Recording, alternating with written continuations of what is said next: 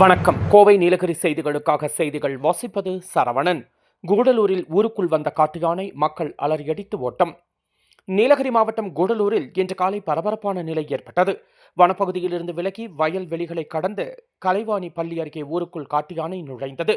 அதிகாலை நேரத்தில் வயல்களை தாண்டி ஊருக்குள் வந்த யானை பள்ளி அருகே சுற்றித் திரிந்தது. இதனை கண்ட பொதுமக்கள் அதிர்ச்சியடைந்து அலறி ஓடி பாதுகாப்பு தேடினர். சிலர் வீடுகளின் கதவுகளை பூட்டி உள்ளே தஞ்சமடைந்தனர். யானையின் வருகையால் அந்த பகுதியில் போக்குவரத்து சில நிமிடங்கள் பாதிக்கப்பட்டது. பள்ளி மாணவர்கள் பள்ளிக்கு செல்லும் நேரமாக இருந்ததால் பெற்றோர் அதிக அச்சத்திற்கு உள்ளாகினர். உடனடியாக தகவல் பெறப்பட்ட வனத்துறை ஊழியர்கள் சம்பவ இடத்திற்கு விரைந்து வந்து யானையை காட்டுப்பகுதிக்கு திருப்பும் பணியில் ஈடுபட்டனர்.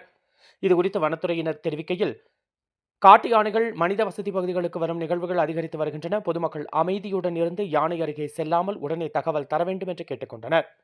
கோவை நீலகிரி செய்திகளுக்காக எமது சிறப்பு செய்தி ஆசிரியர் தமிழ் வெங்கடேசன்.